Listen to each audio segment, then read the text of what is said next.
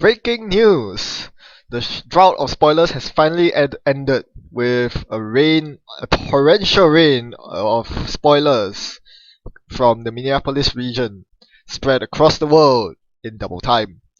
That's right, the Hardwired draft packs have been released for play at Minneapolis, which means that all of us Netrunner fanatics our will end our dry spell of having no spoilers since Gen Con. Oh, this is very, very exciting. Let's get straight down into it. Today I'll be covering the cards in sequential order, in sequence of the order of release. So I'll cover the first 4 data packs today. Let's get on with it. Mumbad 1, Kalagoda. This will come out sometime this month or next, so be prepared. These are cards that will be added to the card pool very, very soon. Brace yourself for that. Winter is coming.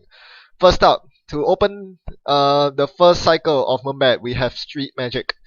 It's a card where unbroken subroutines resolve in the order of your choice. It's an Anarch card. Alright. I really, really love the design of this. The Netrunner developers have been constantly pushing the boundaries of the design space.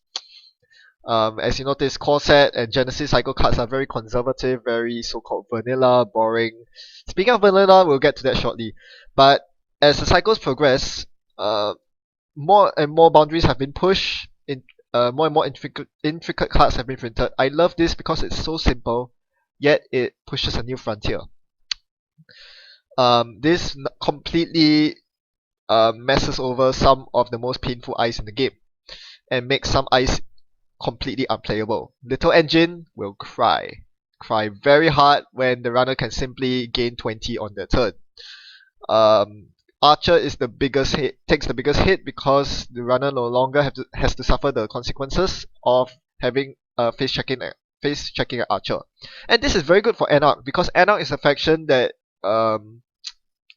is the most susceptible to such face checks because they don't have Fairy, they don't have SMC in faction. So Street Magic helps them a lot, and it's good that they get this in their faction. Unfortunately, as you'll see as I continue through this spoiler review, that most of these seemingly awesome cards in terms of design are quite low impact and will probably not see any play on the competitive level. I can't really imagine any deck that would want to pack this simply because if you're letting subroutines fire off, you're probably losing the game. You're not preparing a deck which eats subroutines to the face. So I don't think this is a very good card, unfortunately. I still love the concept though. Next one, Advanced Concept Hopper. Talk about concepts, man. 4-2 agenda from HB. The first time HB has finally gotten a good 4-2 agenda, and boy is it good. The first time the runner initiates a run each turn, they may choose to draw a card or gain a credit. Doesn't sound like a lot, but it adds up a lot over time. I love this. Efficiency Committee is good. This just pushes it. It's basically, I don't know, you can compare to Corporate War or one of the other, the one that gains you 10 credits, a new 4-2 agenda, neutral agenda that gains 10 credits. So there is some kind of overlapping, there is some sort of overlap to all these 4-2 agendas which grant you more money. This one changes things because it allows you to draw cards. So this can be very beneficial to CI, that's the first thing that comes to mind. But in any HB deck really, this is a decent choice if you're not looking for defensive agendas. Not very common that you say that, but the ability to draw cards means that it actually seems like a pretty good agenda for a rush deck. So I'd say any rush deck or CI deck could potentially benefit from this and will consider running this as an agenda. Yes, it is quite powerful because this depends on the runner making a run, which most runners will. So it's basically like the new Jinteki ID, the Palantir Foods. Even though it is based on a trigger from your opponent, it almost always triggers because making a run is such a core element of being a runner. So yes, I think this is a good agenda. Finally, they get something that's not Sentinel Defense Program. So I love it. It's 4-2. It's decent. Vikram 1.0. HB Ice, 5 Strength Sentry with 3 subroutines. Goodness me, they've upped the ante on this one. This is actually a pretty powerful piece of ice. Not gonna lie, at first when I saw it, I dismissed it because it didn't seem to have much impact, but on second thought, this is probably one of the most taxing HB Ice in the game. HB is finally getting a new Bioroid and it's gonna pay off big time. I think this will actually see some play. Now the biggest problem with Vikram 1.0 is that the subroutines usually don't matter. Subroutines that matter include Trash 1 program and End the Run. This does neither. Cannot use programs for the remainder of the run, no big deal. I'll just jack out after encountering this ice. Brain damage, it's painful, but it's not the end of the world. After all, runners can take up to 5 brain damage before losing the game, unless you're playing against a flatline based deck. However, this slots very well into non-flatline based HB as well. Think about it. You don't want to eat the traces. Even though the brain damage is still done by the trace, it's a trace 4, meaning that between the 2 traces, even if you have 1 link, you have to pay 6 credits per run through this ice. That is ridiculous for a 6 rest cost ice. Unless you're Sunny Labo with 4+ link, this is a very painful piece of ice. You cannot avoid it by clicking through. 3 clicks is very, very costly. You'd much rather pay the trace or just break it. And breaking it is so hard when it's a 5 strength sentry. Moreover, this is not a destroyer. A giant middle finger to the existing prepaid voice pack hates out there. They don't really have a good solution to this other than Mimic and Data Sucker. Artman 5, do you really want to commit an Artman 5 against HB, which has a lot of strength 4 ice including Ichis, Eli's? I think this is pretty decent design in terms of forcing the runners to diversify past the standard prepaid scheme, and I'm glad that it's coming so early on in the Mumbad cycle. This is a very strong piece of ice that will definitely see some play, especially being at only 6 to res. Still dies to emergency shutdown somewhat because it's a mid-range ice, and David won't be happy about this. One whole David will be expanded with just 1 run through this ice. Now that said, it is somewhat positional. If Vikram 1.0 is the innermost piece of ice on the server, the first subroutine doesn't matter. The runner cannot use progress for the remainder of the run, no big deal. That doesn't affect too many runners. So Vikram 1.0 has to be an outer piece of ice if you want to get the full benefit of a 5 strength sentry with 3 subroutines.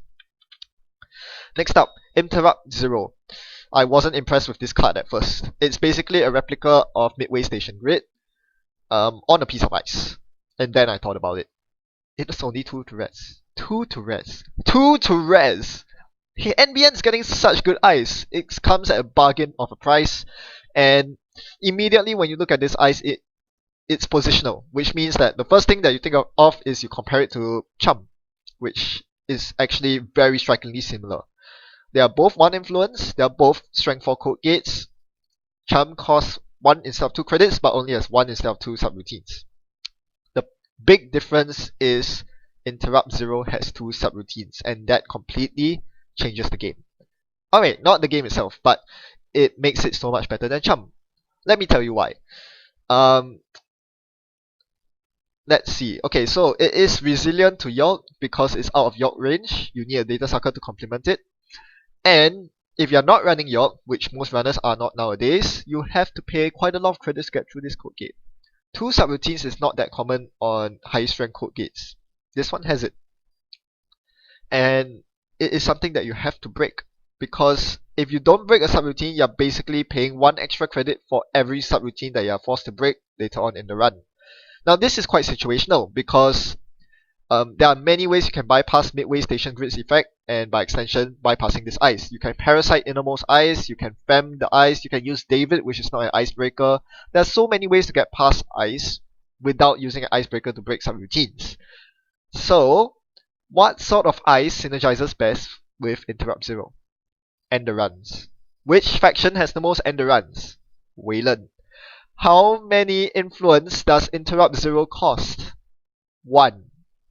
1 influence. See where I'm getting at? This is a Wayland ice in disguise. I think Interrupt 0 will be a very, very strong include if Wayland decks that try to tax the runner out with multi-sub ice, the likes of Spiderweb, Tour Guide, even um, Curtain Wall, Hadrian's Wall if you're playing Blue Sun. There are lots of Wayland Ice with multiple subroutines, Archer as well. And what better way to take advantage of that than Interrupt Zero? It complements Wayland because Wayland is currently very short on code gates and is very short on influence. Interrupt Zero fills their niche. And it works doubly well in Blue Sun because you can bounce it around, meaning that you can always reposition it as the outermost piece of ice. It only costs 2 to reds. It's very cheap to play, and it forces the decoder from the runner. Otherwise, it forces a lot of money as they pay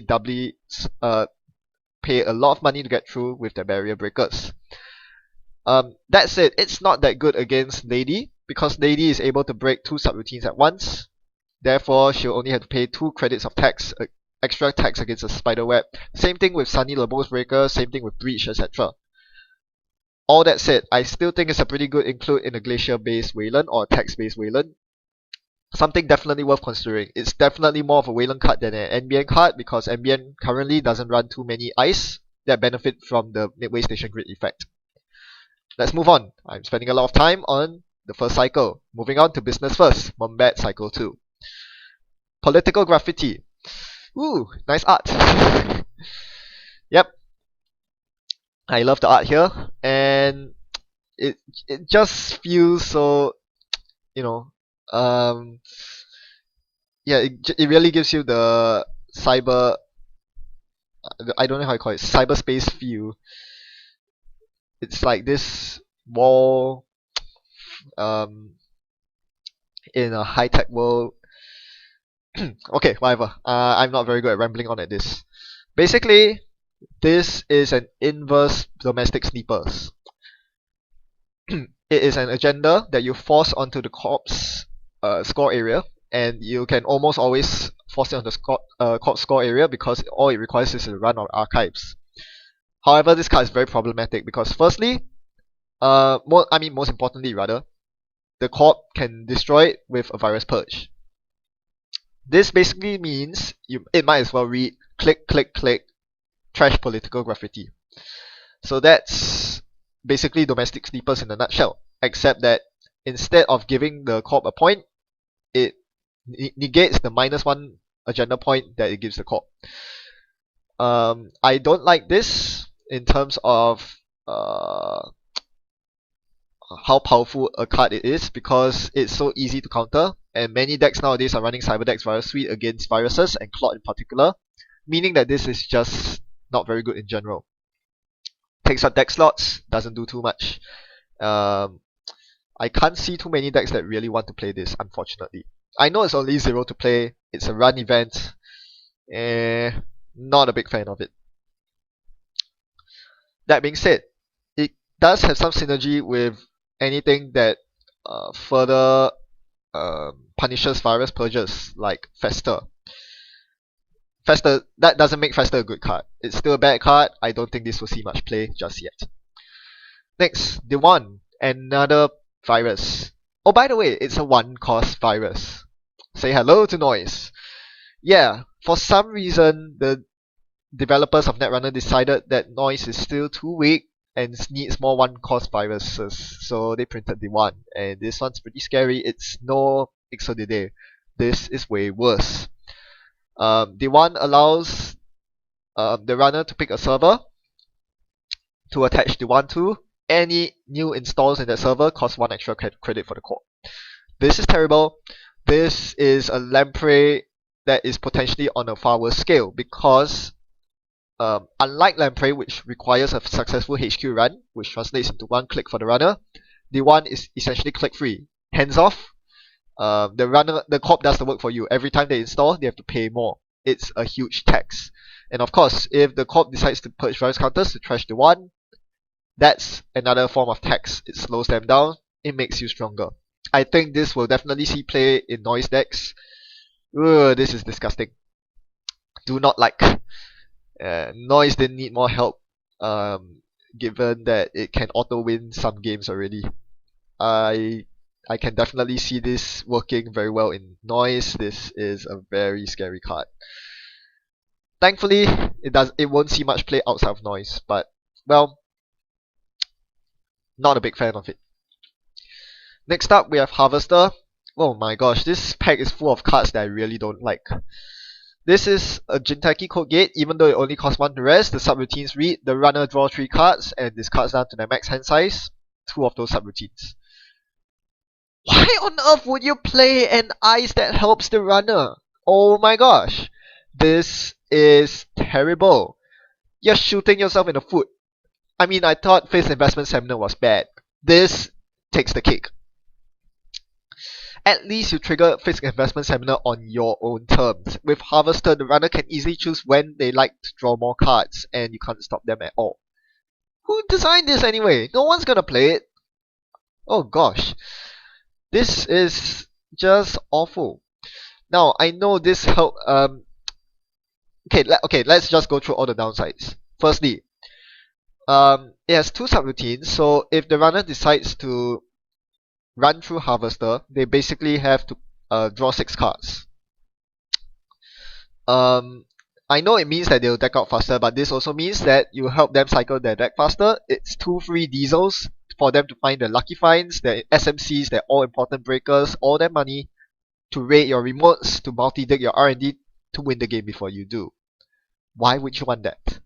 I know they have to discard down to their max hand size, and that probably works well in, say, Cybernetics Division or anything running brain damage. Still, it's horrible. Secondly, you can always choose to break just one subroutine and let the other subroutine fire. Then, runs on that server will become very beneficial for the runner. You allow the runner to draw more cards while they run. So, like, for example, against Jinteki PE, instead of having to draw up before you run, you can just run with maybe 3 or 4 cards in hand, hit the Harvester, draw a couple more cards for free, and still access R&D, see more agendas.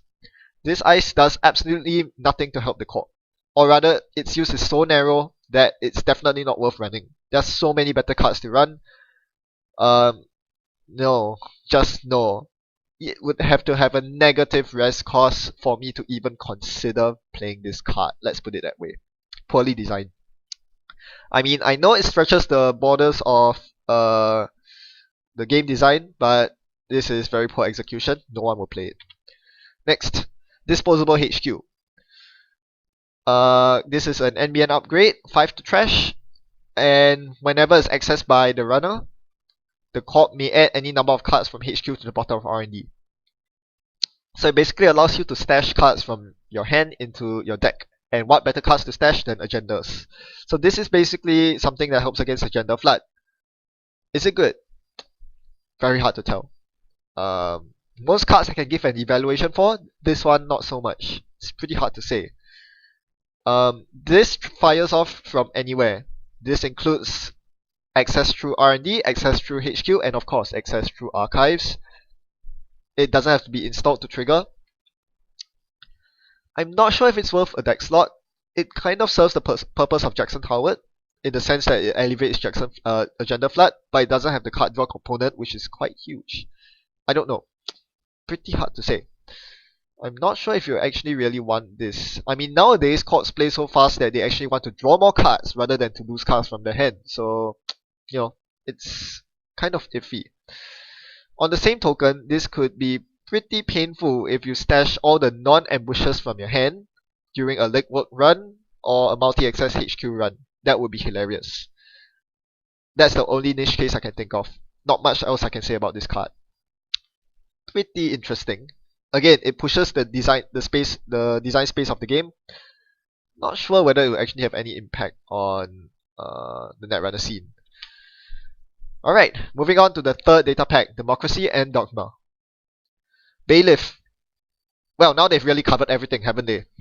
I think I noticed at some point when they printed Merumati that Wayland now covers all barriers from Strength 1 to Strength 5. We have Ice Wall, in increasing order of strength, Ice Wall, Spiderweb, Hive, Merumati, and Firewall. That's not enough, so they had to print a 0 strength barrier. Here you go. 2 to rest, whenever the A runner breaks a subroutine of Bailiff, gain 1 credit. A single subroutine of End the Run. So this is basically Wayland's version of a pop-up window. Not very good, because instead of 0 turrets, it's 2 turrets. But Wayland desperately needs some good ice, and this fits the bill, I suppose. It's still not that bad against Parasite, because it's a 2 for 2 trade. It costs 2 to rest, it costs 2 to install Parasite, you're kind of even.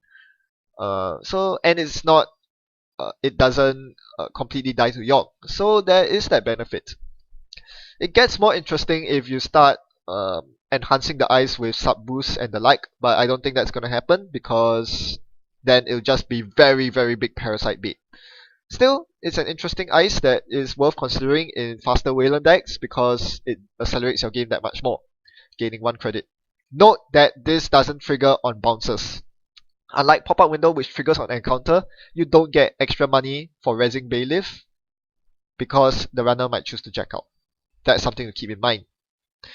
So it basically serves the function of a pop-up window when the runner runs through it. Otherwise, it's an overpriced ice wall. Is it good? Quite hard to say, honestly. I think with fewer and fewer decks running ice wall, we might not see that much Bailiff, except in the fastest of rush decks like with Super Modernism. Alright, next, Surat City Grid. Whenever you rest a card in the same server or protecting the server, you may rest another card, lowering the rest cost by 2. I first dismissed this card, and then I read the forum, someone said you can actually rest an entire server that way, with just a single rest. Alright, you can do that, yes, because if you rest something in say a remote server, that triggers Surat City Grid, you can rest something else in that same server, which triggers Surat City Grid again, allowing you to recursively rest stuff, or rather repeatedly rest stuff, until you have the entire server rest. That is pretty neat. What can you do with that? I have no idea. Or your ice suddenly becomes Parasite bait. Why would you do that? No idea.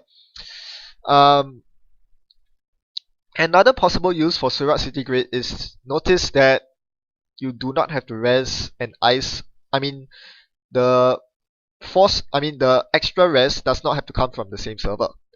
So theoretically, I can res an asset that is sitting on Surat City Grid, which chains into resing an ice on another server, maybe R&D. Or maybe resing an upgrade on R&D. That's totally possible.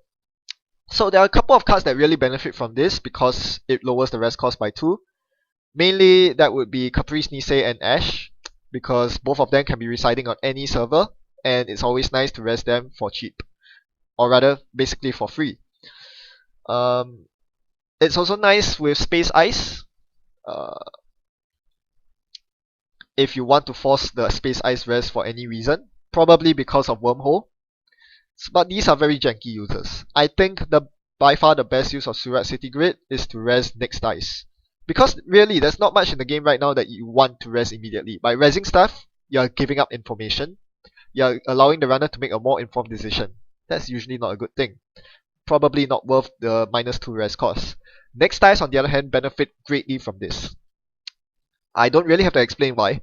It really helps that the 2 small next ice, bronze and silver, get 100% discount and 67% discount respectively. That's a big discount.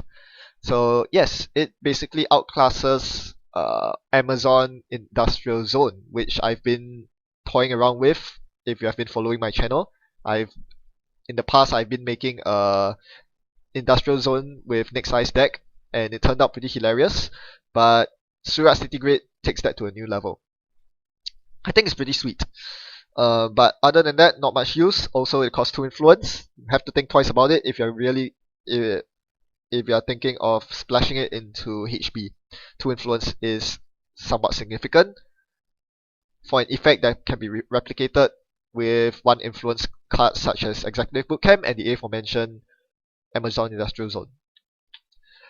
Next card. We are on to Mumbad 4, Sunset Island. Not much from Mumbad 3, huh? Alright. This is Brahman. He's Shaper Icebreaker. It's an AI breaker that has a base strength of 3. The moment I saw AI strength 3, I fainted. We've received Faust. Do we really need to break the game now? And then I read an extra cost to use this to break a piece of ice. You need to add one installed non-virus program to the top of your stack. I like the fact that they are making it. They are designing cards such that they won't be completely broken when splashed into noise. First, there's London Library. Now there's this. If this worked with noise, man, you can imagine all the noise players suddenly playing this over Faust. That's disgusting. Anyway, it has decent stats. I won't say the best because it does cost 2 credits to pump up 1 strength, meaning that it's actually not that good against high strength ice. Unlike Faust, which pumps for 2 strength using 1 card. This pumps for 1 strength using 2 credits. It's pretty awful. That being said, it is offset by the fact that it breaks multi-sub ice fairly handily. 1 credit to break up to 2 sub-routines. That's decent. One of the best users for this icebreaker is to recycle disposable breakers. Or not disposable breakers, exhaustible breakers. There's a difference. Disposable breakers are those like Spike, Crowbar, Shift. 1 use and they're gone. Exhaustible breakers are Cerberus, the dog breakers, as well as David. Very notably, David. So with this icebreaker, I think a very good synergy is to play Brahman along with David. You can virtually have infinite Davids using this icebreaker. And with the lower strength ice, you can handily break them with Brahman. So this is actually a very sick combo. I think people will be experimenting with it, and I think these people will see some success. With an Atman 4, this will become a very efficient breaker suite that only... I mean, you can't stop it with Wraparound, you can't stop it with Turing unless it's on the central, and Swordsman is painful, but that's why you play Mimic. So yes, I think this is a pretty strong icebreaker. Side note, speaking of Mimic, everyone plays Mimic because it beats Architect. Well, this icebreaker breaks Architect for 1 credit. Welcome to the new world. Architect, think twice. I'm gonna break you for 1 credit. Eli breaks for 3, making the dominant HBI somewhat less dominant now. Next up, Patron. When your turn begins, you may choose a server. The first time you make a successful run on that server is... it's basically a security testing for Shapers. Similarly, it's at 3 influence, but it costs 3 to install instead of 0. And instead of giving you 2 credits for a run, it gives you 2 cards. At first, it seems incredibly powerful because 2 cards is way more than 2 credits when you consider those cards might be dirty laundries or gambles. Then you realize 2 things. Firstly, Shapers don't have much in the way of successful run snowball cards. In Criminal, you have Desperado, you have Security Testing. All these cards allow you to make successful runs all the more painful. Gabe's ability, basically a lot of Criminal ID's abilities. When you make successful runs, you gain momentum. In Anarch, you have some semblance of that in the form of Data Sucker mostly. Hemorrhage as well, although it's barely played because it's a horrible card. But not in Shaper. Shaper, you don't really have these kind of cards that encourage you to make successful runs. Thus, it's not that good. Unless you splash for Desperado or Data Sucker, you're gonna find that Patron is... you won't get much mileage out of Patron. Secondly, if you haven't realized by now, this is basically a reprint of Wildside in green, except worse. You are losing a click each turn to draw 2 cards. Sure, it's good because it's not mandatory, meaning that when you need your clicks the most, you can choose not to use Patron. On the other hand, you require a successful run. Against corps that don't play horizontally, you're going to struggle to trigger Patron past the early game, and that's going to be a problem. Whereas Wildside is reliable, this is not. And even Wildside now has adjusted chronotype to negate its only weakness. Patron doesn't have it. So all in all, I think Patron's a pretty weak card. Criminals might splash it. That might be a thing, but currently Criminals are way too short of influence to splash on card draw. So I think all in all, it's not going to see much play because Anarchs don't need it, Criminals can't afford it, and Shapers can't do much with it. Alright, I'll cut the video here because it has been running on really long. I spent a lot of time talking about the cards. There are going to be a load of new cards in Mumbad 5, mostly because um, the spoilers, or rather the announcement for Mumbad 5 and 6 have not been made yet. So there's going to be a lot of new cards that I'm going to present in my next video where I cover Mumbad 5 and 6 for the Hardwired draft pack. Till then, thanks for watching and happy net running. Goodbye.